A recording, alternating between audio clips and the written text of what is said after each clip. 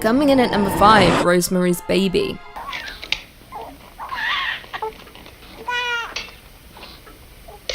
Roman Polanski's masterpiece, Rosemary's Baby, set the standard for many cultist horror movies, particularly in the way it reveals the cult, using a steady and slow build and paranoia, confusing us as to what exactly is even happening. This 1968 horror stars Mia Farrow and chronicles the story of a pregnant woman who suspects that an evil cult wants to take her baby for use in their rituals. However, it is quickly revealed that her husband has made a deal with the devil for success in his acting career, and the price is offering up his wife as a surrogate mother for something truly evil. Satan's son. That's right, the cult uses Rosemary as a sacrificial lamb for Satan's grand return through his own offspring, and it is truly terrifying. The general sense of unease throughout the movie is why Rosemary's Baby is an absolute classic, and perhaps one of the scarier movies in the horror genre. The horrors depicted on and off the screen aided in the rumour that the film was actually cursed by the cult and summoned demons, with many incidents occurring off-screen to the cast and crew, including the slaying of Roman Polanski's wife, Sharon Tate, at the hands of the Manson family. Coming in at number 4, VHS 2, Safe Haven. Safe Haven is one of 4 sections in the 2013 anthology found footage sequel VHS 2, with the segment being directed by Timo Tjahjanto and Gareth Hugh Evans, and being the best section in the entirety of the movie. The plot follows a news crew composed of 4 members who infiltrate an Indonesian cult in the hopes of shooting a documentary about their mysterious activities. Inside the building, they find the walls adorned in bizarre symbols, school children in classrooms, and women dressed in white garments. One of the crew, Malik, then overhears that his fiancée Lena is pregnant with another crew member's child, Adam. Things then descend into total madness. The deeper the crew go inside the building, with Lena being abducted by several women, with the cult hunting down the crew members for sacrificial reasons. Now, with only 29 minutes to play with, Evans and Tjahjanto don't hold back, not even for a second, with the segment being insanely action-packed and gore-filled from start to finish. Not to mention it builds to an insane, gore-soaked climax that will shock the audience. Cult are successful in their demon summoning, with the beast making its grand appearance towards the final moments of the movie, and it does not disappoint. Number 3, the Knights Templar. Now, perhaps you know this next group best as the villains of the Assassin's Creed franchise, or depending on your personal philosophies, the unspoken hero of the Assassin's Creed franchise, but that's another story. The Knights Templar were a medieval Christian military order formed in the 12th century to protect the pilgrims that were traveling to Jerusalem during the Crusades. Very quickly, the Templars grew in power, wealth, and influence, and this band of swordsmen quickly rose to establish a network all across Europe. Now, there have been a ton of conspiracies revolving around the Knights Templars over the years. I'm sure partly because the Knights Templars is a very cool sounding name. They also had a sudden and dramatic downfall. Didn't have anything to do with any order of hay-jumping assassins, but they did close their gates pretty quickly. In 1307, King Philip IV of France initiated a campaign against the Templars, accusing them of many heinous crimes, heresies, idolatry, corruption, secret ceremonies. Now, the order was officially disbanded after this, and many of its members were arrested, interrogated, and executed. And quick aside, the Templars really did do a lot of these things, and the Templars did unspeakable things during the Crusades, and it's not that far to say the Templars were a very malignant presence. One prominent conspiracy theory suggests that the Templars possessed hidden knowledges or relics, including the Holy Grail or Ark of the Covenant, believing these sacred artifacts bestowed them incredible power and influence. Some people also theorize that the Templars knew they were going to be disbanded, and they concealed these treasures to pass them on to other secret societies. This shows up very prominently in Assassin's Creed, where the Templar Order sort of splinters off into all these different little groups, but holds on to these pieces of Eden, these powerful relics that give them all these powers. But I gotta stop talking about Assassin's Creed. Another theory links the Templars to Freemasonry, suggesting that the Order's traditions, symbolism, and rituals were passed down and sort of given to the Freemasons, which is why the Freemasons, the Knights Templar, and the Illuminati are so connected in conspiracy circles. Some conspiracists propose that the Templars survived their dissolution and the disbandment was just a cover story, and they're still operating their clinking swords together, having secret meetings. They went underground, established new organizations, and now they're rebranding themselves. Some claiming that they played a role in shaping historical events such as the American Revolution or founding these modern banking systems, and eventually sort of snake their way into every other general controlling the world conspiracy theory. Yeah, big ol' pause. Number 2, the Hermetic Order of the Golden Dawn. Wow.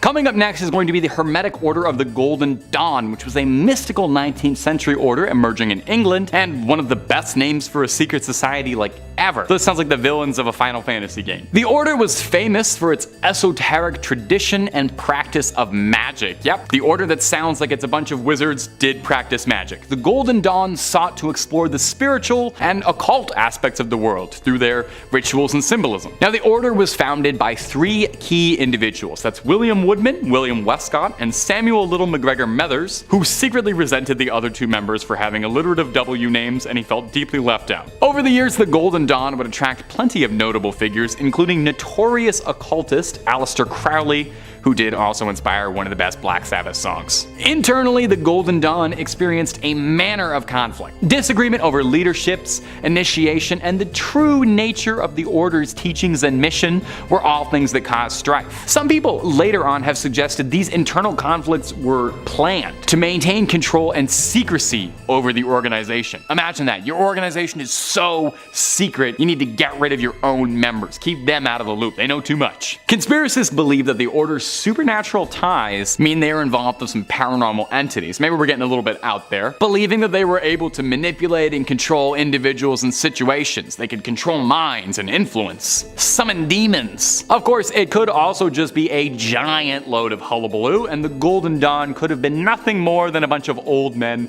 role-playing wizards like a Dungeons and Dragons club. We'll probably never know the truth, though. At number 1, we got the Illuminati proper. They had to be the number 1 secret society, right? Who else could it have been? Is there a more famous secret society? There's probably more secret societies, but I wouldn't know about them. You certainly know the Illuminati as this shadowy organization of puppet masters pulling the strings and influencing the world behind their scenes, using Jay-Z and Beyonce to further their goals somehow. But what do you know of the group's origins? To separate the fact through the fiction, let me take you on a journey after a few minutes of Google searching. The infamously secretive order's origins can actually be traced back kind of easy to a university professor named Adam Weishaupt in 1776. He taught natural law at a university in Bavaria and was orphaned at an early age. He was then raised by his erudite uncle, who fostered a love of knowledge in the boy. Adam loved knowledge and thought that consuming knowledge was life's greatest pursuit. He was very frustrated by countries and states that were dominated by religion, like his Catholic homeland of Bavaria. He was very anti-Catholic Church, a position that was not particularly looked upon with favor at the time. Now, Adam had envisioned a tight group of people who could challenge the church's stranglehold on information, and he saw a formal group in mind focused on illumination rather than suppression. There's definitely some irony in a group that's so famous now for secrecy and mystery that its original intention was to illuminate people. Initially, Weishaupt sought out the Order of Freemasons, believing that the Freemasons were exactly the men he was looking for, but he was denied entry. Frustrated, Adam chose to seek out his own people and dubbed his new group the Order of the Illuminati, but based his organization very strongly on the Freemasons. He borrowed their hierarchy, code names, clandestine dealings, a lot of their symbolism, and this is largely why people sort of mistake the two groups and correlate them together, lump them in with the same conspiracies. Adam did also pluck several Freemasons from lodges to come join, so undoubtedly there was crossover between both groups, but they're different things. Since then, pretty much every single conspiracy theory imaginable has been connected to the Illuminati. Governments, banks, entertainment, bada bada bada bada bada bada. It's all orchestrated by the Illuminati, and we simply play out their script. Symbols such as the Eye of Providence are seen as proof. You know, it's on the dollar bill, or There's symbology used in music videos and entertainment. That's proof of the group's control. Anytime you see Jay-Z doing one of these, that's proof that he's an Illuminati agent. So there was a real Illuminati, definitely, and there were a bunch of Bavarian nerds, but is there still an Illuminati pulling all the strings? Coming in at number 5, Gather the Daughters by Jenny Melamed. Jenny Melamed's debut novel, Gather the Daughters, transports readers to a post-apocalyptic colony ruled by tyrannical men. The futuristic community is shaped by sexism, censorship, and government-mandated procreation. The book has been compared to The Handmaid's Tale due to its depiction of female servitude. Now, as the novel's heroines come of age, they are confronted with depravity of the colony's traditions, and thanks to specific occurrences, a rebellion is sparked. Now, unlike The Handmaid's Tale, we're given very little information about life beyond the island the cult is residing on, with Melamed keeping us in the dark and just as frustrated as her characters. It's a captivating novel that inspires but at times sickens, but is mostly a meditation on the dangers of misogyny and fear. In at number 4, Underground, The Tokyo Gas Attack and the Japanese Psyche by Haruki Murakami. Published between 1997 and 1998, Underground is a book by Japanese novelist Haruki Murakami about the 1995 Aum Shinriko sarin gas attack on the Tokyo subway. The attack was an act of domestic terrorism perpetrated on 20th of March 1995 by members of the cult movement Aum Shinriko. In 5 coordinated attacks, the cult members released sarin on 3 lines of the Tokyo metro during rush hour, killing 13 people, severely injuring 50, and causing temporary vision problems for nearly 1,000 others. The cult, which was led by Shoko Asahara, had already carried out several other assassinations and terror attacks using sarin, and had also produced several other nerve agents including VX and attempted to produce botulinum toxin. In the raid that followed the attack, police arrested many senior members of the cult, with over 200 members being arrested. To this day, the attack remains the deadliest terror attack in Japan. Now, Murakami's novel is made up of a series of interviews with individuals who were affected by the attacks, and the English translation also includes interviews with members of Aum, the religious cult responsible for the attacks. In the novel, he attempts to make sense of the horrific attacks, and in turn is a true testament to the resilience of the human spirit. Number 3. Realism.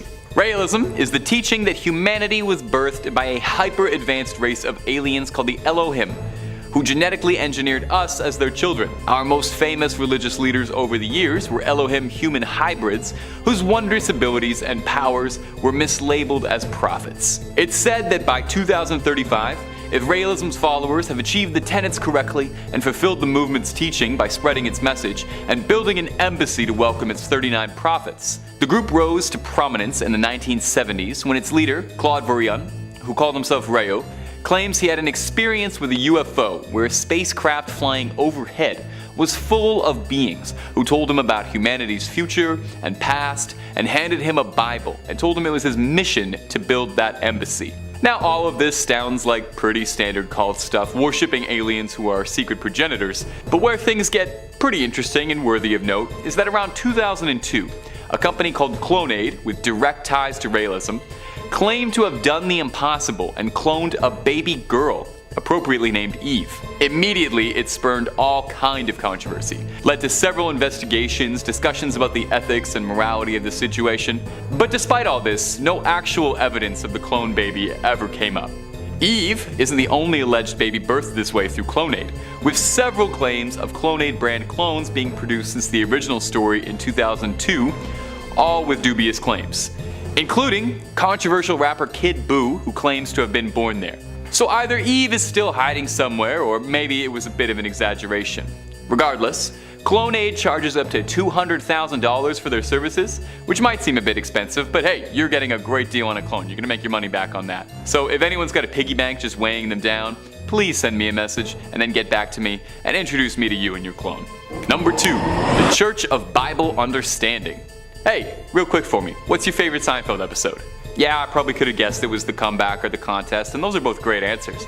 But what about the checks, where George gets involved with that group of carpet cleaners who end up trying to recruit for a cult, and he's all mad they want his boss, but they don't want him? That's the kind of shenanigan that could only happen to Costanza. Turns out that episode was based on a real group called the Church of Bible Understanding, although at the time they were going by Christian Brothers Carpet Cleaners, no doubt where the idea came from.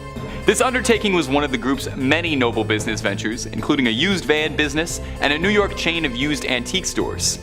Like most cults, the group was led by a charismatic figurehead, one Stuart Trail, who maintained to his followers that only he was capable of understanding the Word of God and understanding how to annoy George Costanza. Their leader was expelled from the Pentecostal church he worshipped at in the early 70s, and after his expulsion, refused to give up the dream and formed his own church, promising a communal lifestyle of salvation. And if reports from former members are to be believed, hard work for below minimum wage. Members were isolated from their friends, families, and communities and encouraged to devote themselves wholly to the church. Besides a less than flattering appearance on Seinfeld, the group most recently made headlines after an orphanage they built in Haiti had burned to the ground, after several claims that orphanages the group had been producing in Haiti had been extremely substandard, shoddy, overcrowded, and dirty. The leader, Stuart Trail, passed away in 2018. Current estimates suggest that the group has dwindled down from thousands of members in its heyday to just dozens now. And there's no word if Larry David was ever a member or associated. Number 1. The Nubian Nation. Dwight York had a dream. Like many Americans, he believed in simple things, like amassing an army to help him fight Satan amongst the stars. Let me back that up for you just a little bit and introduce you to the Nubian Nation, or the United Nubian Nation of Moors. Adding just a twist of Christianity, African rituals, and a heavy dose of Egyptian mythology mixed with aliens, Dwight York had a perfect recipe for a wild cult story. The nation believed that they needed to prepare themselves for an inevitable duel of the fates among the stars, and that the 144,000 chosen ones would accompany Dwight into outer space for the fate of the galaxy, zooming away on a flying city to Orion to fight Satan. Now, I have no comment about any of that. Maybe it was the cult of personality, maybe it was the promise that you could potentially get involved in a Star War, but this was a surprisingly popular movement around rural Georgia, where York built up a massive compound that looked a bit like a pavilion out of your favorite Egypt-themed amusement park, and bringing in members in droves. As the numbers grew, the mythology grew, incorporating cloning, racial theory, anti-government conspiracy, and a whole lot more. But the dreams of the Starfarers would be cut short when an investigation in 2002 revealed a horrifying truth: that their leader Dwight York was involved in a massive human trafficking operation said to have been comprised of as many of 1,000 people. On May 8, 2002, the Sheriff's Department of Georgia, with the aid of the FBI, shut the entire operation down. York was arrested and sentenced to a life sentence where he's still serving out his 135 years. One Georgia sheriff involved, Sheriff Sills, described the trafficking operation as the best kept secret in Georgia I'd seen in my 47 years as a police officer. Number 5. The Bilderberg Meeting. Starting us off today, we are going to be talking about the uber secretive Bilderberg Meeting. Now, this one is a little bit of a cheat because technically it's not really a society, but it refers to an annual gathering that definitely happens without any of us knowing, in secrecy, and involves a lot of key profile VIPs, so I'd say it qualifies. The first Bilderberg meeting dates all the way back to 1954 and was held at the Hotel de Bilderberg in the Netherlands, which is where the group has taken its name since. Convened by Prince Bernhard, the gathering was a collection of powerful politicians from North America and Europe, designed to foster warmer relations between the two continents among fear of growing anti-American sentiment in Europe. In layman's terms, the Bilderberg meeting is an annual meeting where high-ranking politicians agree to not start World War III just yet.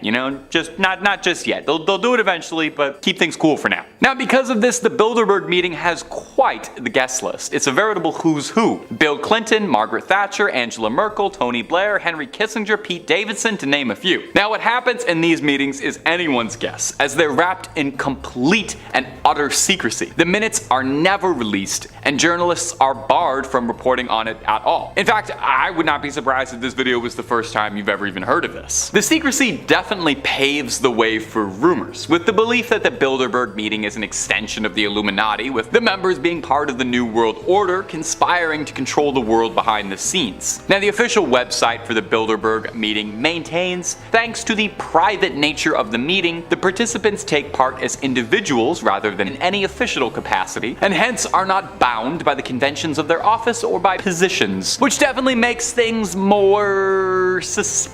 suspicious. We'll get to the bottom of this, I'm sure. But if you're looking for more conspiracies, well, Top 5 Scary has all of that and then some. We've got loads of things on secret societies, ghosts, ghouls, goblins, aliens, UFOs. If it's freaking you out, we've got a video or two on it, I promise you that. So hit subscribe, please do me a little favor and ring that little bell as well so you don't miss a single one of our videos. But do that at the end of this one, because I got 4 more secret societies that I'd love to tell you all about. Number 4, the Knights of Pythias. Coming up next is going to be the very mythical sounding Knights of Pythias. Oh, we love when a secret society is an order of knights. I love when something sounds like that. You know, they sound like I gotta go bring them an ancient crystal. The Knights of Pythias was founded by Justus H. Rathbone, a government employee in Washington, D.C. in 1864 who historically has one of the coolest names I've ever heard. Justus H. Rathbone. My god, that just rolls off the tongue. He felt there was an absolute moral need for an organization that practiced brotherly love. He loved Philadelphia. City of brotherly love, he was all about that. Around the same time, the country was involved in a bit of a punch-up, bit of a brother against brother, a bit of a civil war, you might call it. So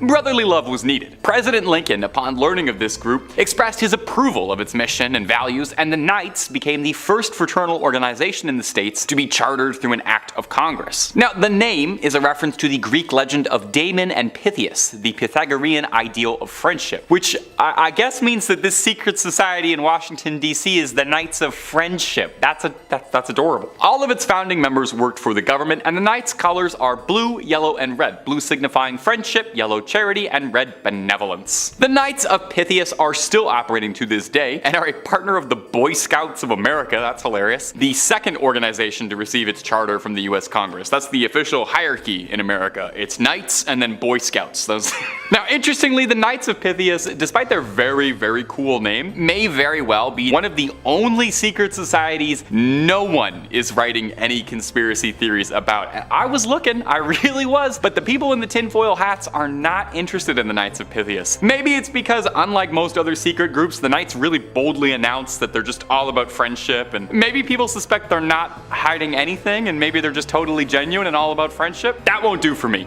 I think the whole friendship thing is a complete angle. I think the Knights of Pythias are doing something subliminal, something. They're hacking the airwaves somehow. We'll look into that. We're gonna get back to this. Number 3 on this list is the Fundamentalist Church of Jesus Christ of Latter-day Saints. You guys might be familiar with this one right now, as it's currently very popular. Netflix just released a documentary about this cult, so if you want a more in-depth summary of what went down, definitely go check that out. Ranker says that this cult was an offshoot of Mormonism that's constantly in the news for unsavory reasons. FLDS openly embraces polygamy, which the mainstream LDS outlawed a century ago. The group has anywhere from 6,000 to 10,000 members in rural Utah and Arizona, with the group having almost total control of 2 small, linked border towns in 2 states. While Mormon splinter groups had been around long before, the FLDS was incorporated in 1991 by a group of men who had been excommunicated by the church. They went through a range of leaders who all declared themselves prophets until being taken over by Rulon Jeffs in 2002. He passed shortly thereafter, and his son Warren took over. It was under Warren Jeffs that the FLDS practices of child marriage,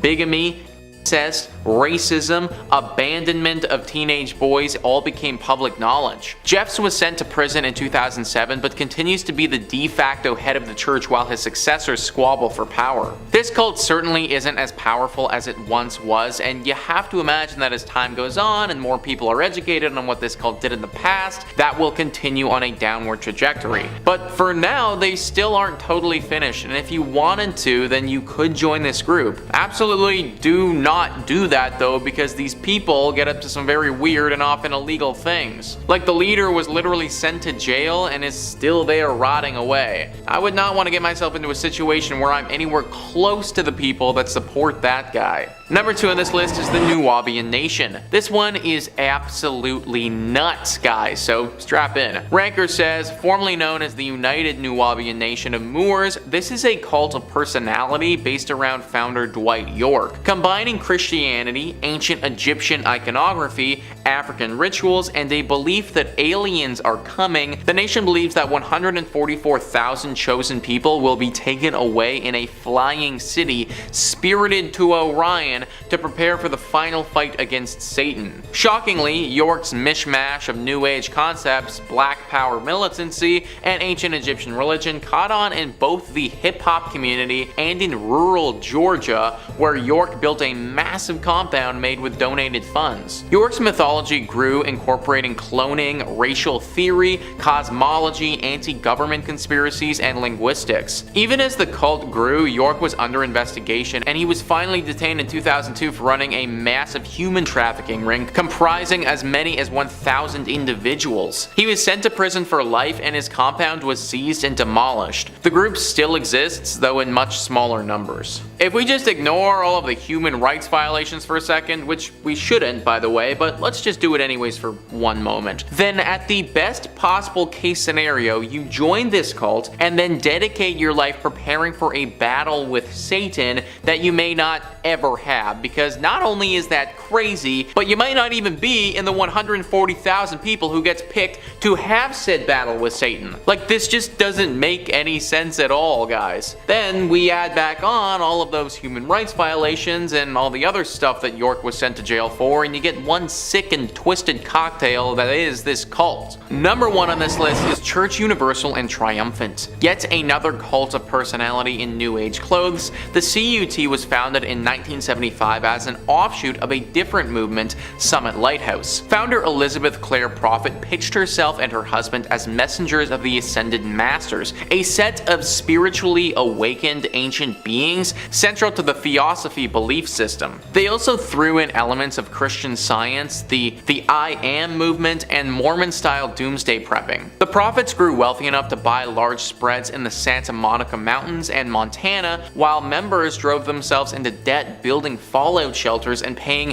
huge sums of money to reserve a spot in the post-nuclear conflict society. The church was also accused of making illicit straw purchases and of using sleep deprivation against members who attempted to leave. In ill health, the prophet retired in 1999 and passed 10 years later. Since then, the church has gone through legal problems and succession squabbles, but members still meet on a regular basis. So yeah, just join this cult if you want to potentially get tortured from sleep deprivation. Oh, and while we're torturing you, we're also gonna take all your money and invest it into some underground bunker that you'll probably never use. If that doesn't sound like an excellent use of time and money to you, which it probably shouldn't, then I really wouldn't recommend joining this cult. Kicking off at number 5, we have the Church of Bible Understanding. Founded in 1971 by Stuart Trail, this communal organization was originally known as the Forever Family at its home location of Allentown in Pennsylvania. It gathered steam in the late 70s after moving its headquarters to New York, where it developed a controversial network of churches and communes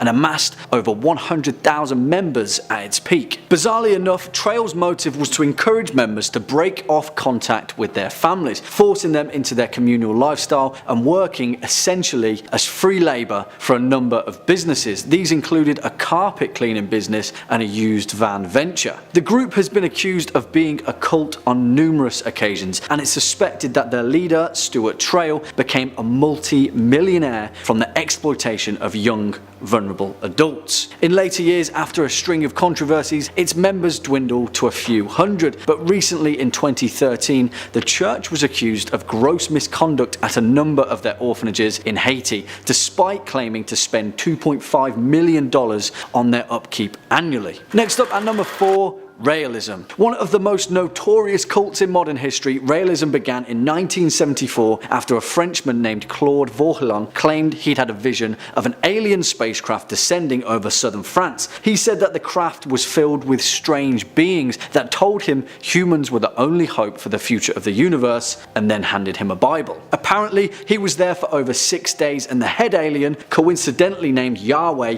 explained that the Old Testament is actually a record of humanity's early early days, and that he needed to construct an embassy ready for the aliens when they would eventually return to inhabit Earth. Sounds pretty kooky, right? Well, for the next 3 decades, his teachings amassed a following of over 20,000 people, where they essentially worshipped aliens, opposed violence, championed science, and participated in mass orgies. Whatever floats your boat, I guess. Well, things got even weirder in 2002 when the cult claimed to have done the impossible and cloned a human, a baby girl named Eve. Of course, everyone went nuts. Even the White House got involved. Lawsuits were filed, but the realists stuck to their guns and still to this very day claim to be still producing human clones. And next at number 3, the cult of Isis. Popping over to ancient Egypt, the phrase death cult doesn't get more death-y than the cult of Isis. Incredibly popular with ancient Grecian and Roman society, the goddess Isis was central in the Old Kingdom's Osiris myth, where her husband, the divine king Osiris, was slain and resurrected by her hand. The mysteries of Isis were strangely popular in the ancient world, where initiates to the cult would undergo elaborate ritual purification before being brought into the innermost part of Isis' temple. The catch though was that they had to pledge their mortal soul to the goddess of rebirth. Sounds innocent enough, eh? But this often meant that somewhere, someone along the line was getting ritualistically sacrificed. Never good. Swinging in at number 2, Asherism. We've covered these guys quite regularly in our Demon series, but if you didn't know, Asherism is pretty gnarly business. Known as the national cult of the Assyrian people, where the majority of ancient Assyria chose to worship a polytheistic religion with thousands of different gods, similar to that of ancient Babylonia. They shared many creation myths to that of Judaism and Christianity, such as the Great Flood and the Tower of Babel. But what separates Asherism is its fascination with demonism and their willingness to worship. For example, the tale of Lilith, Adam's first wife, who went on to become the demonic queen of the succubi. Although you could argue that this is just in essence a collection of smaller cults, Asherism didn't come into written fruition until after the fall of the Assyrian Empire, where these cults were continued to be worshipped in the surviving city of Assur. This became a melting pot for Asherism, with the cults of Sin, Nikal, Bel, Nabu, and Tammuz being twisted into a fervent blend of godhood and demonism. Mass ritualistic sacrifice, stake burnings, cannibalism, it all went down here, and it's not good. And finally, at number 1, the Knights Templar. This wouldn't be an ancient cult list without everybody's favourite shadowy secret society, the Knights Templar. Also known as the poor fellow soldiers of Christ and of the Temple of Solomon, that's a mouthful, the Knights Templar were a Catholic military order recognised in 1139 by the papal bull of the Holy See. Although records state that the Templar were active until about 1312, the order's main functionality was prominence in Christian finance. They managed a large economic infrastructure throughout the Christian world,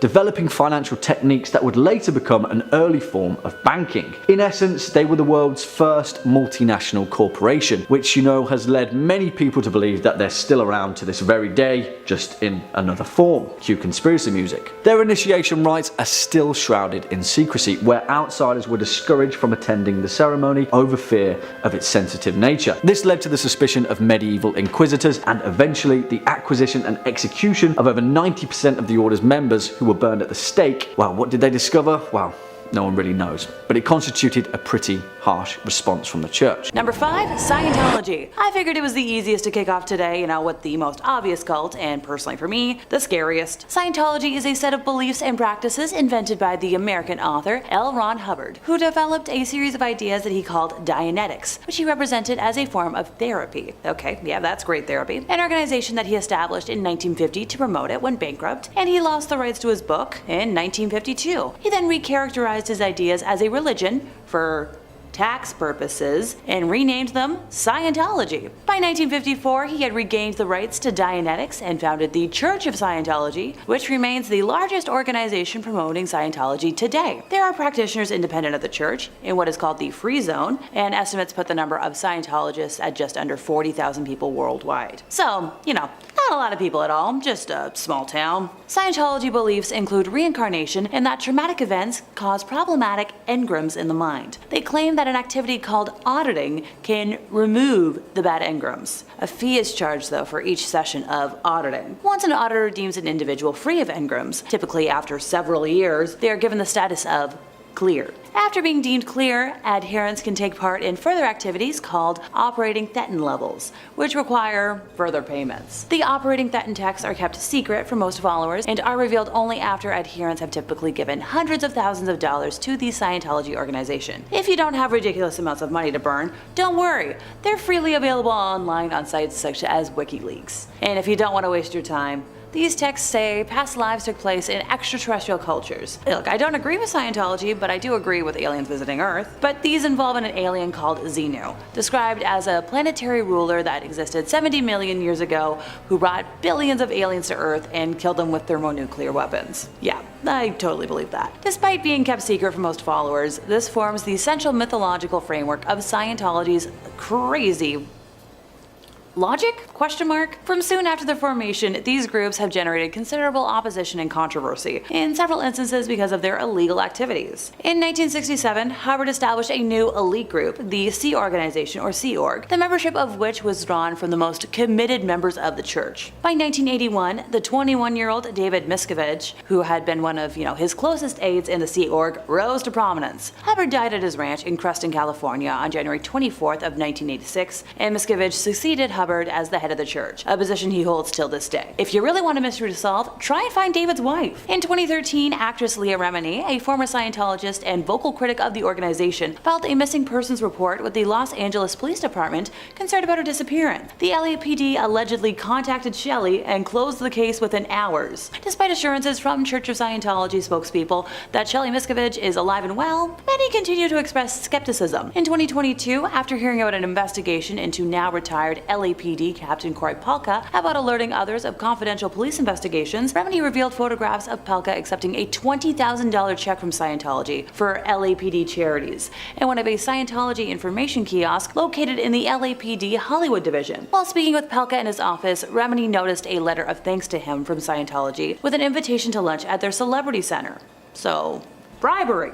As of 2023, Shelley Miscavige's whereabouts remain unknown, and who knows if we'll ever know. In the 1970s, Hubbard's followers engaged in a program of criminal infiltration of the US government, resulting in several executives of the organization being convicted and imprisoned for multiple offenses by a US federal court. Now, Hubbard himself was convicted in absentia of fraud by a French court in 1978 and sentenced to 4 years in prison. And in 1992, a court here in Canada convicted the Scientology organization in Toronto of spying on law enforcement and government agencies and criminal breach of trust, later upheld by the Ontario Court of Appeal. The Church of Scientology was convicted of fraud by a French court in 2009, a judgment upheld by the Supreme Court of Cassation in 2013. The Church of Scientology has been described by government inquiries, international parliamentary bodies, scholars, law lords, and numerous superior court judgments as both a dangerous cult and a manipulative, profit-making business. I could talk about them for hours and just how awful they are, so let me know in the comments if that's, something y'all would be interested in. Number 4, Family International. Initially called Teens for Christ, Children of God, or COG, it was founded in 1968 by rogue preacher David Berg in Huntington Beach, California. Attracting young runaways and hippies, David preached a kind of worship that combined the ways of Jesus Christ with the free love movement of the 1960s. Group living, zealous converting, and isolated communes were all pillars of this church. Members, who amounted to around 15,000 people across the world at its peak, didn't go to work or go to school. And they also didn't believe in the nuclear family, so younglings were grouped together and lived separately from their parents. In the late 1970s, COG became notorious for the sexual practices that one of the founder's own daughters later described as religious sexual coercion. David coined the term flirty fishing, which was a sexual practice in which women would allegedly have sex with men to bring them into the cult. And if that wasn't scummy enough, he also promoted and encouraged the sexualization of younglings within the COG community. As David manipulated the COG family with his sadistic practices, members started leaving the community, including the families of actors Joaquin Phoenix and Rose McGowan, who both grew up in the communes. Former COG members began coming forward in the early 1990s, describing an environment that permitted and encouraged the physical and sexual taking advantage of younglings. Ricky Dupuis appeared on a talk show in 1993 and revealed that he'd been ordered by the group to forcibly fornicate with someone barely in the double digits of age. Ricky later took his own life, sadly, like many other members of the group, including the founder's son, Ricky Rodriguez, who was sexually taken advantage of throughout his life by his father and the group. Although David died in 1994 while under FBI investigation, the cult continues to exist and now goes by the name Family International, although the group claims that the horrific practices are a thing of the past. Why do I not believe them? Number 3, the Independent Order of Odd Fellows. Oh, the Independent Order of Odd Fellows. Well, finally, a secret society that's right for me. How do I gain entrance to this? Well, while I figure that out, I'll mull over the history with you. It's unknown when the Independent Order of Odd Fellows was founded for sure, but the first reference of it ever written comes in 1812 and references George IV. Before he was named Prince Regent of the United Kingdom, George IV had been a member of the Freemasons for a while. He wanted a member of his family to come join the Freemasons with him and was hoping that his royal connections and purse strings would be able to bypass the lengthy, complicated initiation process. Unfortunately, no one is given such freedoms to bypass Masonic initiation, right? Come on, you should have known that. So George, bittered by an order that wouldn't have him, splintered off to form a rival club, the Independent Order of Odd Fellows. Love the name. Although the website for the order claims that it was started all the way back in 1066, although there aren't as many sources to cite this. Much like the Knights, their guiding principles are the principles of friendship, love, and truth, and its members strive to live by these principles in their daily lives. The organization is non-political and non-sectarian, welcoming individuals from all walks of life and creeds. Are you also getting a bit disappointed that a lot of secret societies on this list have mainly said that they just do like charity work and like helping out around town and getting people the help they deserve? No, come on, where's the secret soldiers? Where's the lizard people living under the White House? None of this is showing up yet. The Order of Odd Fellows places an emphasis on community service. Its members engage in various charitable activities. They provide relief to the needy, they assist the sick and disabled, they offer scholarships and educational opportunities. Do you guys not conceal any Martians or any UFOs or anything? You just go around giving homes to the elderly and orphans? Gosh, are there any secret societies that are trying to control the world still? Now, regardless of how the Order got its start, the Order is strong and still going today. The club has counted several British Prime Ministers among its rank, Winston Churchill and Stanley Baldwin, to name a few. Number 2, the Patriotic Order Sons of America. Imagine a time when patriotism was at its peak, and everyone wanted to celebrate their love for their country in a unique way. How fitting that I'm filming this on the 4th of July. Happy Joey Chestnut Day, Americans. Enter the Patriotic Order Sons of America, the POSA. This organization, founded in 1847, aimed to promote American values, apple pie, American history, and strengthen the bonds of brotherhood among its members. So it's kind of like the America fan club, you know? Americans love America, by and large, but these guys really loved America. Picnics, parades, all manner of social congregation, so long as that social congregation was about celebrating Uncle Sam's land of the free and home of the brave. Now, I am making it sound like it's a patriotic summer camp, and it kinda is, but it was also about education and the preservation of American culture. They upheld the importance of American history by building historical societies, museums, and libraries to collect and document artifacts and stories from the past, like a time machine to the days of old. Now, like any other secret society, obviously they have to have some rituals and ceremonies. As far as we know, nothing too outright sinister, mostly just initiation rites. If you ask the organization, they'll tell you they're one of the most progressive patriotic institutions in the United States. Now, how progressive they actually are, definitely up for a little bit of debate. In the 1890s, they were only open for white Americans. Today, the order opens its membership to all native-born or naturalized American male citizens who believe in their country, so it's not super progressive, but as far as secret societies go, it seems like they're pretty benevolent and do just want to celebrate the country and not rule it in secret. Or maybe they do, I don't know. And number 1, the Molly Maguires. In the 1870s, 24 foremen and supervisors in the coal mines of Pennsylvania were assassinated. Now, who was behind the plot? The leading suspect was the secret society, the Molly Maguires. Now that's a secret society name. The Molly Maguires were an organization of Irish militants, who it's thought got their names because they frequently used women's clothing as a disguise while carrying out acts. This sounds a lot more like it's just a gang than it does a secret society. I'm pretty sure these guys were the bad guys at Red Dead Redemption 2. Operating primarily in the mid-1860s to 1870s, the group was named after a legendary folktale of Molly Maguire, an Irish nun who was evicted from her home. As such, the Maguires acted as a sort of big brother for Irish immigrants in America, aiming to address harsh working conditions and mistreatment by whatever means necessary. Faced with low wages, long hours, and unsafe working conditions, the Maguires sought to protect the rights and interests of their family through resistance, sabotage, and violence. The organization operated covertly, with members swearing oaths of loyalty and secrecy. Their tactics included coercion, intimidation, and you better believe just a little bit of political assassination. They targeted mine operators, foremen, and individuals they perceived as oppressors within the mining industry. explosions, murders, all of this stuff pretty commonplace. The rise of the Molly Maguires attracted attention from mining companies and the government. The notorious Pinkerton Detective Agency, the actual bad guys from Red Dead Redemption 2, was hired to infiltrate and gather evidence against the group. High-profile trials followed, resulting in the conviction and execution of several Molly Maguires. The trials were marked by controversy and allegations of false testimony, leading to debates about the fairness of the proceedings. But if you know anything about the Pinkertons, it's that they don't really play fair. Today, the Molly Maguires are still sort of a subject of historical interest, serving as a reminder of the complex dynamics between labor, management, and immigrant communities in the United States during the 19th century. I don't really have a joke to end that on. I didn't think that far ahead. Number 5 on this list is Happy Science. Kind of a fun name that they have there for sure, but maybe not the funnest of cults. Ranker says if you're looking for a mashup of world religions, New Age, hokum, far-right nationalism, and infrastructure spending,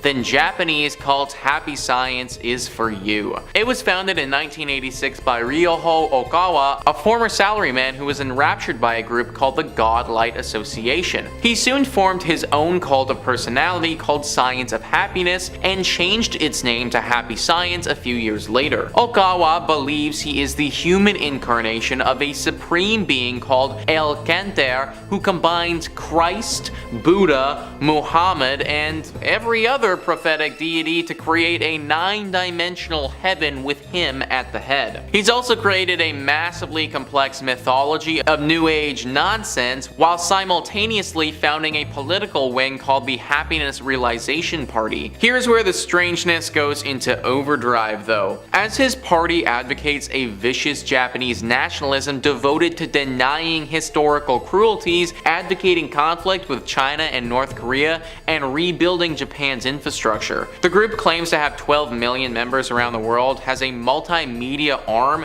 and enjoys tax-exempt status in the US. So basically, if it was up to this group, Japan would be invading China and North Korea and probably well on its way to starting World War III. So yeah, definitely not one that you want to be a part of because that could obviously get very bad very quickly. Not to mention you need to worship this dude who believes that he's the human incarnation of all these cool people. I mean, if he actually is the human reincarnation of all of those people, then that's freaking awesome, but come on guys, I think the likelihood that this dude is Jesus as well as Buddha is pretty low. Number 4 on this list is the Brethren. Yeah, so joining this cult really would just be the worst, guys. You just need to give up so much to do it. Ranker says, also known as Body of Christ and Garbage Eaters, the Brethren are an apocalyptic offshoot of the 70s Jesus movement, eschewing worldly possessions and earthly pleasures to purify themselves for the coming end of the world. Brethren members essentially live as vagrants doing odd jobs to survive, eating trash, avoiding bathing and medical treatment, and giving whatever money they do make to the group. They also forbid dancing and laughing until the return of Jesus, bar members from communicating with family, and forbid contact between binary genders. Group founder Jim Roberts passed in December 2015, leaving the future of the secretive cult unclear. You literally need to give up everything in your entire life to get ready for when Jesus returns. I just don't get this one, guys. Like, maybe it's because I'm not part of this cult, but I guess it isn't clear to me why Jesus would be angry that you have earthly possessions. Like, what does he have against you having the occasional knickknack, you know? Also, there's the whole thing where you literally need to eat garbage. I don't think that they're joking about that, guys. Like, you will be eating scraps if you join this cult. Never having a warm meal again, that's about as terrifying as it can get. Coming in at 3, The Shelter Cycle by Peter Rock. Inspired by true events, The Shelter Cycle, written by Peter Rock, tells the story of 2 children, Francine and Colville, who grew up in the Church Universal and Triumphant, a religion that predicted the world would come to an end in the late 1980s. While their parents built underground shelters to withstand the impending Soviet missile strike, Francine and Colville played in the Montana wilderness where invisible spirits watched over them. However, when the apocalypse does not occur, the sect's members are forced to resurface and grow up in a world they believed might no longer exist. Now, the depiction of the cult is harrowing, but what makes the book more unsettling is the depiction of someone who has survived it. Someone who, having lost his rudder, might be capable of absolutely anything. Now, as outsiders, we believe that when people escape a cult, they are safe.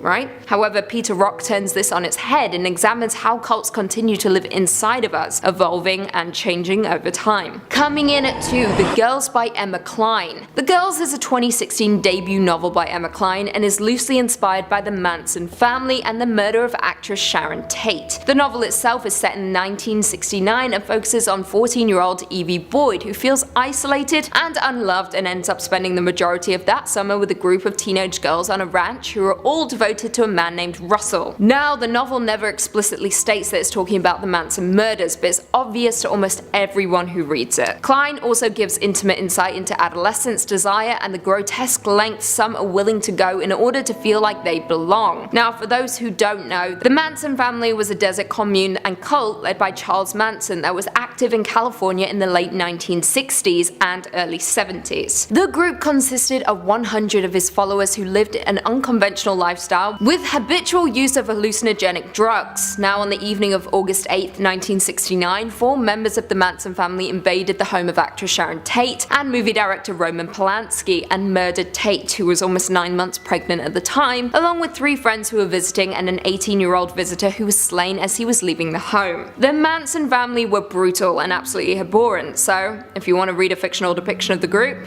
check out The Girls. And finally, coming in at number 1, Jonestown and Other Madness by Pat Parker. Now, backstory before we get into the meat of the book by Pat Parker. On November 18, 1978, a total of nearly 918 people died in a settlement at the nearby airstrip in Port Kaituma and at a temple-run building in Georgetown. Now, the People's Temple Agricultural Project, better known by its informal name, Jonestown, was a remote settlement established by the People's Temple, a cult under the leadership of Jim Jones. In total, around 909 individuals died in Jonestown, all but 2 from apparent cyanide poisoning in an event that has been referred to as a revolutionary suicide by Jones and some of his cult. Now, let's track back. Jones had founded what became the People's Temple in Indiana in the 1950s, then relocated his congregation to California in the 60s. In the 70s, however, following negative media attention, the preacher moved with around 1,000 of his followers to the Guineas jungle, where he promised a utopian community. That is not what they received, because as aforementioned, on the day of November 18, 1978, US Representative Leo Ryan, who had gone to Jonestown to investigate claims of abuse, was murdered along with 4 members of his delegation by Jonestown gunmen. That very same day, Jones ordered his followers to ingest poison-laced punch, while armed guards watched on. Now, in the book Jonestown and Other Madness by Pat Parker, she examines the rise and fall of the charismatic turned murderous preacher Jim Jones. As a celebrated lesbian feminist poet, Pat Parker's collection is a gripping reflection on the way race, class, and gender played into Jim Jones's sadistic slaughter of his congregation. Throughout the book, she challenges us to reflect on how easily we accept answers given to us in the wake of a tragedy. I quote, "If 900 white people had gone to a country with a black minister and committed suicide, would we have accepted the answer we were given so easily?" The book is fantastic and incredibly moving. Not just that, but it's also the perfect insight into one of the most notorious cults and infamous massacres. Number 5, the Skull and Bone Society. Now, I'm gonna be honest, this video might be the one to get the channel taken down. I've made a lot of bold videos. I've made some very, very heretical claims against the Catholic Church, and I've said some wild things and claimed them as facts regarding the Megalodon, but this might be the video to get the channel blacklisted as we start diving into and talking about some of the most secretive societies out there. The Skull and Bone Society is one of the more well-known secret societies, and yeah, I guess that's kind of an oxymoron. It's an undergraduate society at Yale University. Founded in 1832, it's renowned the world over for just how darn secretive it is, and its practice of strange rituals and its secret membership. Partly why it's so captivating to conspiracy theorists is its alumni are something to boast about. Many presidents have been members of the Skull and Bones Society, both Bush Sr. and Jr. Speculation runs rampant when it comes to the Skull and Bones, suggesting that powerful elites from within influence politics and finance. Now, membership, as one could expect, is very limited to a select few senior students at Yale who are chosen through mysterious ways, okay? You need to work on a lot more than just your GPA. I don't even know how to get in or what the criteria is, but it's not just anybody. These initiates are referred to as bonesmen. The society's rituals are kept to the utmost secrecy, even after their time in the society. After you leave, you can't can't go around telling everybody about the Skull and Bones Society and all the stuff you got up to, and clearly no one's doing that because it was not easy to find information for this. Some suggest the society acts as a breeding ground for future leaders, wielding significant power in business, politics, and finance, while others believe they're part of a larger cabal of conspiracies with hidden agendas tied to the Masons and the Illuminati. Now, there is precious little information regarding the Skull and Bones out there. We know it exists. That much is true. And many powerful people have claimed or have been claimed to be the members. But as far as actual cold hard facts about what happens behind closed doors, we don't know a lot. I am but a humble YouTuber. I never went to Yale. If anyone wants to extend me an invite, I think the Top 5 Scary DMs are open. But for now, we know precious little about the infamous secret society. Now, we may not know a lot about the Skull and Bones, but we have lots of other secrets for you to unveil, from everything from Bigfoots, ghosts, conspiracies, ghouls, goblins, pretty much anything scary or freaky under the sun or above it, we've got a video or two on. So hit subscribe to Top 5 Scary. Please ring that little bitty bell so you don't miss a video.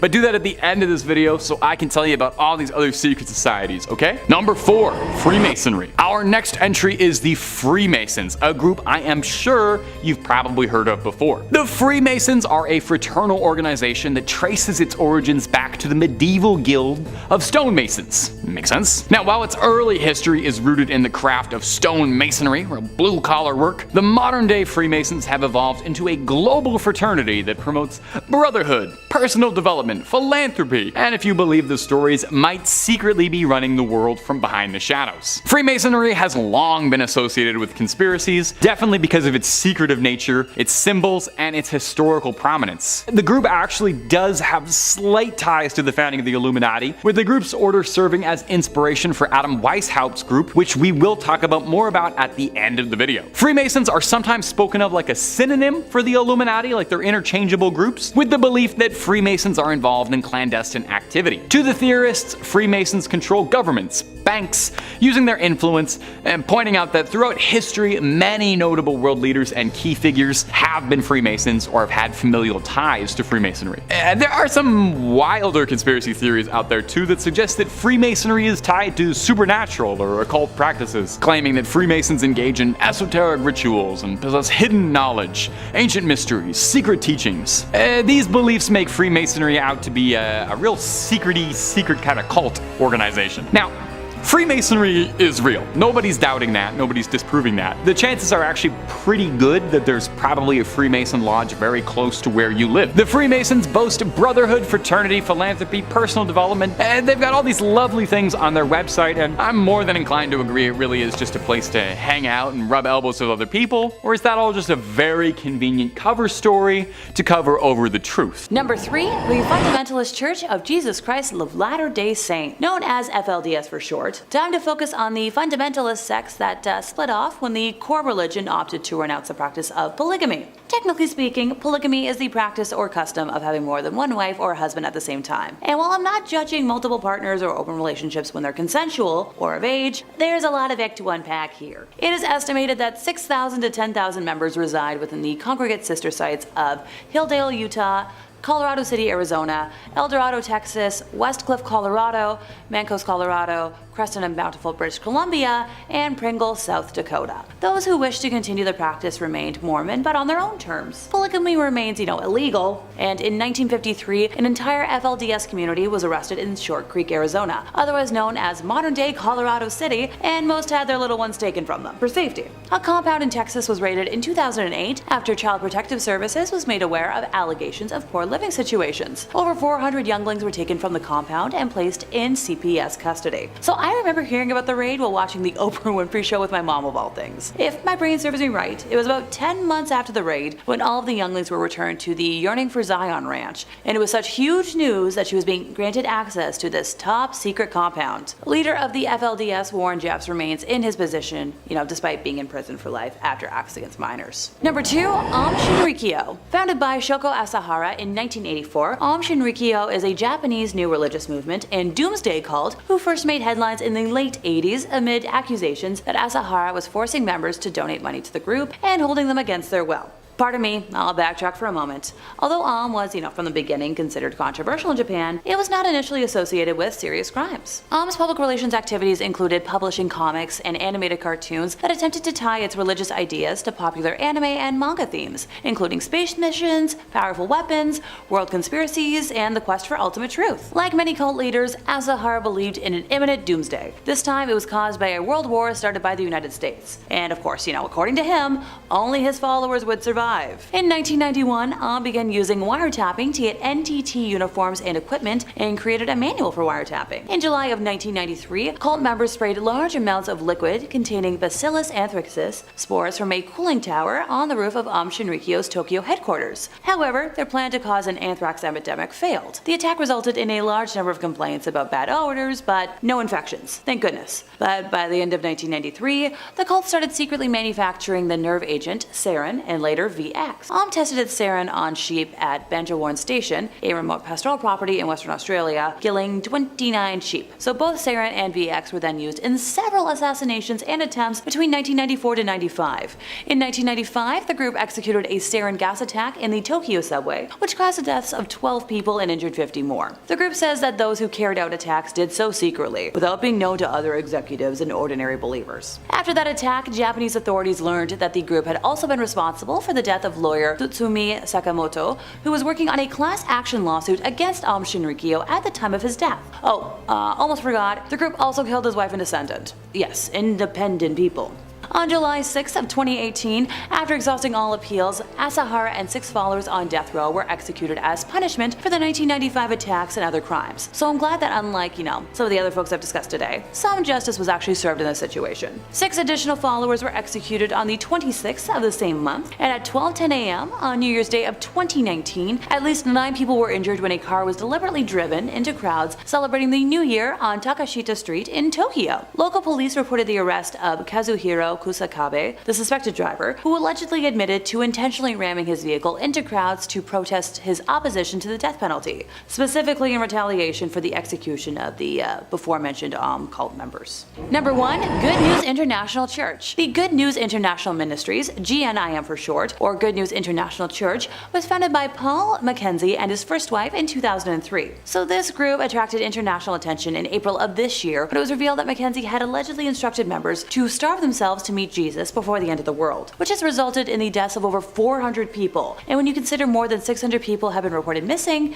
it's just a yikes situation. About 65 rescued followers were charged with attempted self-ending of life after they refused to eat during their stay at a rescue center. The Doomsday Cult is adamantly anti-Western, and with amenities such as healthcare, education, and sports being dismissed as evils of Western life, and with Mackenzie condemning the United States, the United Nations, and the Catholic Church as tools of Satan. Look, I'm all for condemning the Catholic Church, but calling it a tool of Satan feels like an oxymoron. The group devotes much of its teachings to the end times, ergo they've been dubbed a doomsday cult, the definition of which is a cult that believes in apocalypticism and millenniarism, including both these, that predict disasters and those that attempt to destroy the entire universe. Mackenzie founded the GNIM in 2003 and accumulated a sizable following, largely due to convincing his followers that he could speak directly with God. Beginning in the late 2010s, Mackenzie's church began to receive a renewed wave of scrutiny regarding the internal practices of the organization, particularly in 2017 when Mackenzie and his wife faced several charges relating to the church. He was chastised for inciting students to abandon their education after denouncing it as ungodly, as well as radicalizing and denying medical care to them afterwards. Several students died as a result, and in 2017, 93 students were rescued by government authorities from the group. After another arrest in 2019,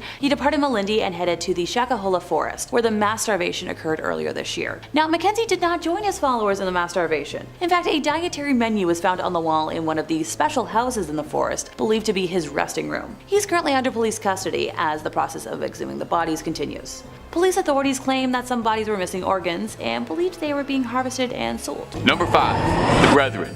Do you feel like the modern world has got you down? Got you running around, feeling overwhelmed? Perhaps you need a break from it all and you want to get away. I want to go back to a simpler time. Well then perhaps the Brethren is the movement you've been looking for. Founded by Jim T. Roberts, the movement seeks to shed all of the convenience and accommodations of modern living, with its members instead choosing to live as vagrants, drifting on the edge of society, away from the prying eye of the modern world. Their leader believes that in order to be guaranteed a spot in heaven, one must purify themselves. And to the brethren, this means purifying themselves of just about every facet of modern living. As part of their renouncement of all modern living, brethren must forsake all of their family, friends, their jobs, their livelihoods, all in favor of their new brothers. You aren't allowed to partake in any material goods of any kind. Sew your own clothing and eat what you can scavenge. This particularly grisly habit is what gave the cult its enduring nickname of garbage eaters for their tendency to dumpster dive. You're not even allowed to laugh, celebrate, or play, as all celebrations must be saved for the return of the Savior at the end of the world. Although giving those conditions, I'm not sure what you'd have to laugh about. It goes as far, too, as members being barred from receiving treatment or medicine, even for common curable illnesses. Because members are forced to cut themselves off from their families, oftentimes members disappear without their family members ever even getting to know what happened. As such, groups have sprung up to try and reconnect brethren to their families and hopefully get them a dinner that didn't come out of a dumpster. Why not toss a subscribe our way and join our group here? Our teachings are scary videos every day, and the only thing you have to give us is a subscribe, and if you're feeling really generous, maybe a like too. Let's keep going. Number 4, Happy Science. Happy Science, formerly known as the Institute for Research in Human Happiness, is a Japanese New Age religion that's sort of a loot bag for as many religious concepts as you can think of.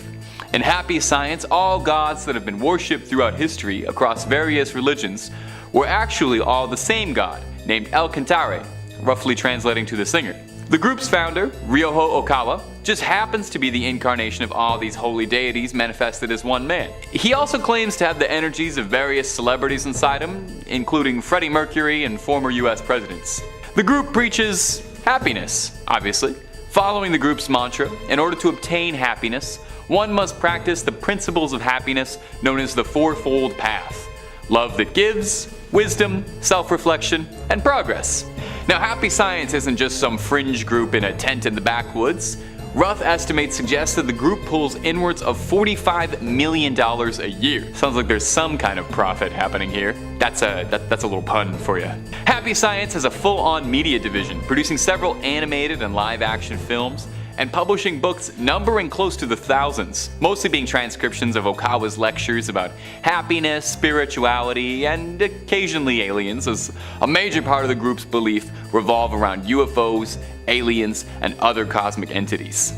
The group is fairly widespread, boasting temples across the world in various continents. The group's statistics claim that there are 11 million members worldwide, although more conservative estimates put it around 30,000 worldwide. Regardless, Happy Science is something that's clearly making a lot of people happy. Coming in at number 3, we have Children of the Corn. Children in horror movies are already creepy, but put them in a cult composed solely of children, then you have a recipe for absolutely terrifying scares.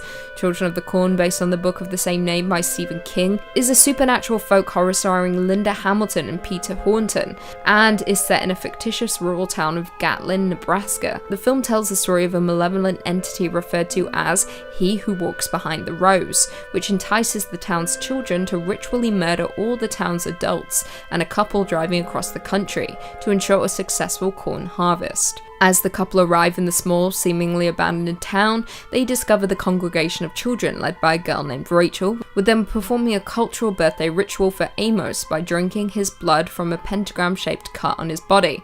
Amos has turned 19, therefore is considered old enough for his passing, joining their god in the cornfield. Now, while the movie as a whole was a little disappointing, it does deliver on the horrors of cults. Not to mention there were 7 sequels, with the first being far superior. The cult movie in turn gained a cult following, with it being a hit among movie lovers. Coming in at number 2, we have Hereditary. One of 2 Ari Aster movies on our list, Hereditary was a surprise horror movie, with the reveal of its cult being kept a secret for much of the movie, making it incredibly unexpected when it begins to unfold. Released in 2018, Hereditary is Ari Aster's directorial debut, with it starring Toni Collette and Alex Wolff as a family haunted by a mysterious presence after the death of their secretive grandmother. However, what begins as a sober family drama very quickly descends into a crazy supernatural horror. What begins as a slow burn quickly catapults into a disturbing horror after an incident involving the family's son and daughter, leaving viewers covering their mouths. As a result of the incident, the mother, Annie, is forced to turn to a support group member, Jones, for support, learning ways she can contact the realm of the supernatural. However, this has devastating consequences, with her awakening something that should never have been awoken. Viewers very quickly learn that a demon-worshipping cult are the true causes of the family's misery and pain. Worse still, Ari Aster plants Easter eggs throughout the movie as a way of warning us of things to come. However, saying that, most of us may have missed these subliminal messages, but what I can say is, the wall-crawling demon was revealed long before the last 30 minutes of the movie, with the cult being there all along, watching the family and waiting for their moment. The cult in Hereditary are worshippers of Paimon, one of Lucifer's most obedient devotees, who rules 200 legions of angels, and is connected to the Tree of Death, hence why the treehouse in Hereditary is so important. The summoning of Paimon is gradual throughout the movie, but when he finally arrives and seeks solace in the body of one of the characters, well, it's enough to send shivers down anyone's spine. And finally, coming in at number 1, we have Midsommar. There are a few things more terrifying than a cult in horror movies. A group of people devoted to a dark higher power who will do absolutely anything to appease the deity. No movie displays this as effectively as Ari Aster's Midsommar. Released in 2019, Midsommar is a folk horror film starring my queen, Florence Pugh, and follows a group of friends who travel to Sweden for a festival that occurs once every 90 years, only to find themselves in the clutches of a pagan cult. Now, unlike Ari Aster's Hereditary, Midsommar lays out its intentions from the very start of the movie.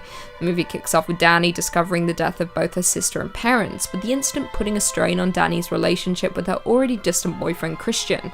Not long after, she learns that Christian has planned a trip to Sweden with his friends to attend a midsummer celebration at an ancestral commune, so the group packs up and heads out. Things very quickly descend into madness, with the group arriving and being met by a large group of white cult members in a very peculiar white outfit, with Dani realizing that something isn't quite right here. However, her concerns are proven correct when 2 commune elders die by senicide via leaping from a cliff top. When the male elder survives the fall, the cult mimics his wails of agony and crushes his skull with a mallet. Yeah, things aren't fun in Sweden right now. Now, without ruining much more for those who haven't watched it yet, the cult does what is necessary to summon the dark higher power that they worship, with the American tourist being used as a sacrifice for the demon. Now, more interesting still, while this movie isn't entirely based on a real cult, director Ari Aster does describe it as a stew of sorts. I quote, "We're drawing from actual Swedish traditions. We're drawing from Swedish folklore. We're drawing from Norse mythology."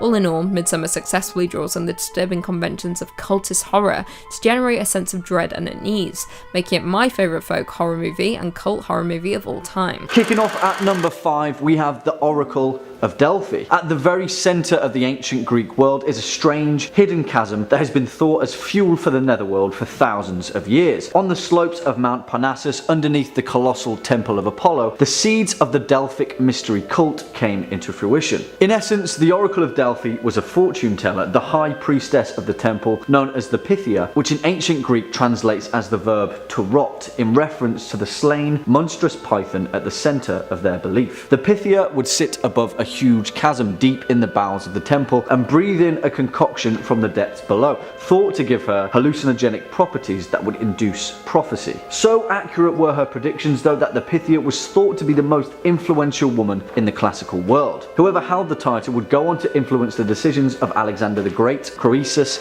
and King Leonidas, just to name a few. Coming in at number 4, we have Mithraism. Also known as the Mithraic Mysteries, this ancient Roman cult was centered on the god Mithras, an ancient Persian god which is also tied to the Sanskrit Mitra, a god of the sun. Now, if we're talking the stereotypical aspects of a cult, then this is where it all started. Strange, complex sets of initiations, secret handshakes, and bizarre, ordained meetings in hidden underground temples. You know the stuff. A lot of them are still around today, actually, one of the best preserved being in London, England, of all places. Just a few steps away from the Bank of England is London's Mithraeum, where ancient Roman soldiers would meet in secrecy and whisper the name of their god. But what's so scary about that? You know, sounds harmless enough. Well, these guys were totally obsessed with Mithras slaying the bull and ritualistically reenacted it whenever they got the chance with live animals and the consumption of flesh. Gradually, this got a little bit out of hand and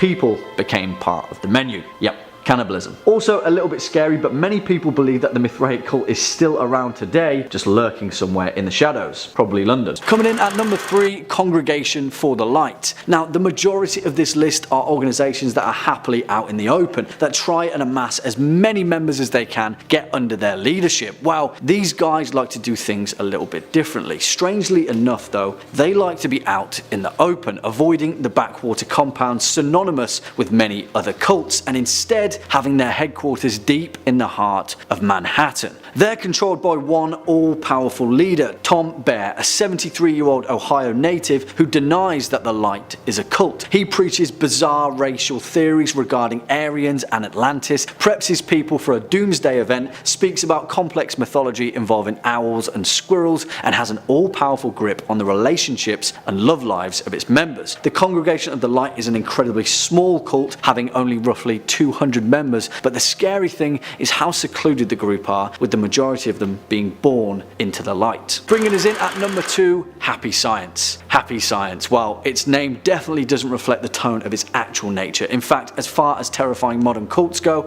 Happy Science is probably near the top of the list. An absolute mishmash mashup of world religions, from New Age hocus pocus to far-right nationalism. The leader of Happy Science, a man named Raihuo Akawa, claims that he's a supreme being called El Kanter, a combination of Jesus Christ, the Buddha, and the Prophet Muhammad. Formed in 1986 by the former salaryman, Akawa initially called the group the Godlight Association. His pursuit is to create a 9-dimensional heaven, whatever that may be, with himself at the head of the whole cult of personality shenanigans. Here's the kicker though, the group claims to have over 12 million members worldwide, and have also founded their own political wing called the Happiness Realization Party. And here's the crazier part, this group advocates violent Japanese nationalism, denying historical atrocities and advocating for war between China and North Korea. Let's hope they stay just a cult,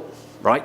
And finally, at our number 1 spot, NXIVM. If you're wanting to find a modern cult that is incredibly recent, then look no further than NXIVM. According to their website, NXIVM is a company whose mission is to raise human awareness, foster an ethical humanitarian civilization, and celebrate what it means to be human. Well, apparently that translates to being at best an abusive pyramid scheme, and at its disgustingly worst, a human trafficking operation and sex cult subsidized by expensive brainwashing. NXIVM and its owners have been indicted on several federal charges, including sex trafficking, and have been accused of being a recruiting platform for a cult operating within it, variously known as DOS or the Vow, where women members in particular were forced into sexual slavery and physical abuse. It's a disgusting modicum of the abuse of power demonstrated at the expense of vulnerable individuals. The cult was founded in 1998 by Keith Raniere, who through several decades of deception managed to coerce over